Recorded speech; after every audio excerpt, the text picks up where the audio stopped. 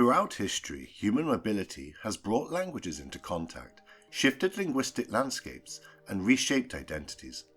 In this video, we'll explore how migration influences language, how language policies affect migrants, and how migrants navigate linguistic challenges in their everyday lives. We'll also examine how power, identity, and inequality intersect with these issues. Let's begin by considering the concept of language as a social resource. Language is not a neutral tool for communication. It's tied to identity, community, and power. The languages we speak and the way we speak them can open or close doors. In the context of migration, language becomes central to the questions of access to work, education, healthcare, legal protection, and social belonging. When people migrate, they bring their languages with them. This may sound obvious, but it's important to consider the social implications. For example, what happens when a group of speakers of one language moves into a region where a different language is dominant?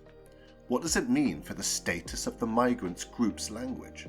Often, we see a process of language shift, in which the migrant generation speaks their heritage language, while their children gradually adopt the dominant language of the host country. The process is not simply linguistic. It reflects deeper socio-political pressures. Host societies often prioritize integration, which is frequently framed as linguistic assimilation.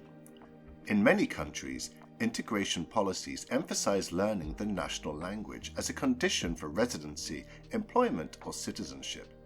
On the surface, this may appear practical or even necessary, but from a sociolinguistic perspective, we must ask who defines what language competence is, whose accents and styles of speech are considered acceptable, and what happens to the multilingual repertoires that migrants bring. Let's consider an example. In Canada, a country often praised for its multiculturalism, immigrants are encouraged to learn English or French. However, in practice, linguistic discrimination still occurs. Migrants with non-native accents may be viewed as less competent, regardless of their actual fluency. This reflects what sociolinguist Rosina Lippi-Green calls the standard language ideology, the belief that one variety of a language is superior to others, and that speakers of non-standard or non-native varieties are less educated, less capable, or less trustworthy.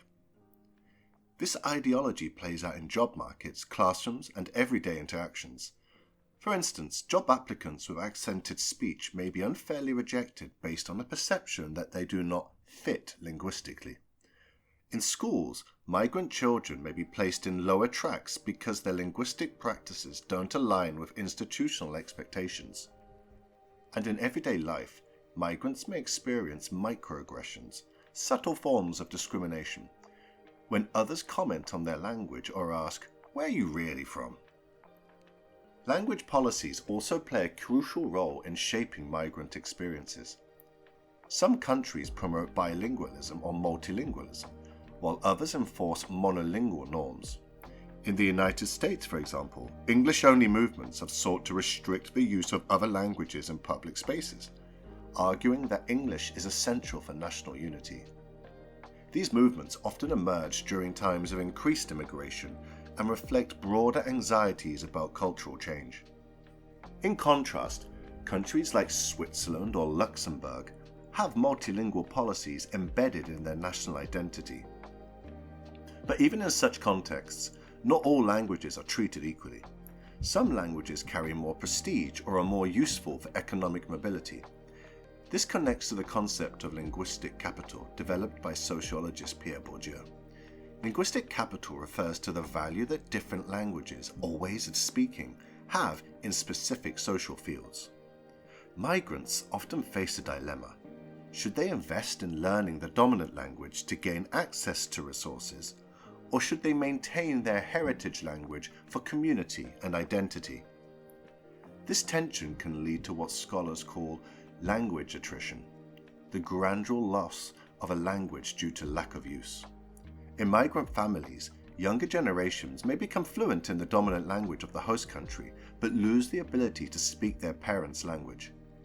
This can lead to what is sometimes called heritage language loss, with emotional and cultural consequences. Heritage languages are often carriers of family history, values, and worldviews. When they are lost, intergenerational communication can become strained. But this picture is not entirely negative. Migration also leads to linguistic creativity and innovation. Migrant communities develop new varieties of language, mix languages, and create hybrid identities. One prominent example is translanguaging, the practice of drawing on all available linguistic resources in a fluid and dynamic way. Translanguaging challenges the idea that languages are separate and bounded systems. Instead, it highlights the flexible and strategic ways that multilingual speakers use language to make meaning. For example, in urban centres like London, Toronto, or Singapore, we find young people who seamlessly switch between English, their home language, and other global codes. These practices are not random. They reflect identity, group membership, and local norms. In fact, these linguistic innovations often spread beyond migrant communities and influence mainstream speech. From a sociolinguistic perspective, it's important to document and value these practices, and rather than dismiss them as broken or impure language, doing so helps challenge deficit perspectives that view migrant language practices as a problem. Instead, we can recognize them as evidence of linguistic richness and resilience. Now let's turn to the issue of language learning among migrants. One of the first challenges many migrants face is learning the dominant language of their new country.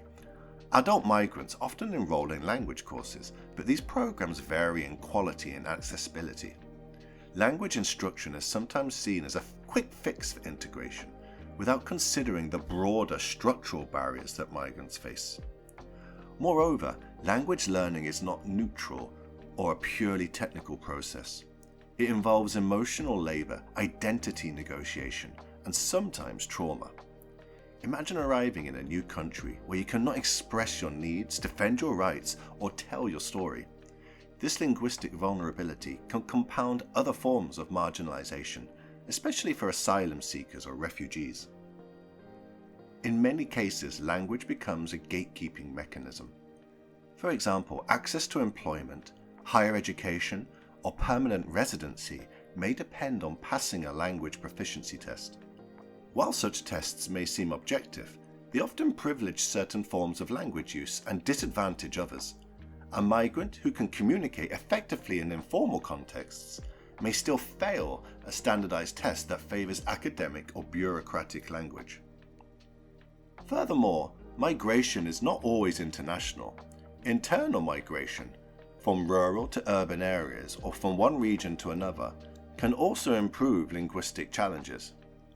In countries like China, India, or Nigeria, internal migrants often encounter new language ecologies and must adapt to these different linguistic norms. These internal shifts are just as sociolinguistically significant as cross-border migration. The media also plays a role in shaping public attitudes towards language and migration. News coverage may portray migrants as either victims or threats, and their languages as either exotic or incomprehensible. Such representations can influence public opinion and policy. At the same time, migrant voices are increasingly visible on social media, where they can challenge stereotypes and share their experiences in their own words and their own languages. As sociolinguists, it's crucial to centre these voices. Migrants are not just passive recipients of language policies, they are active agents who navigate, resist, and reshape linguistic landscapes. Their experiences reveal much about power, inequality, and the role of language in society. To conclude, language and migration are deeply connected, and the sociolinguistic study of these relationships opens up key insights into identity, power, and social change. Migration challenges us to rethink fixed notions of language, to value multilingualism, and to recognize the social forces that shape how languages are learned, lost, and transformed.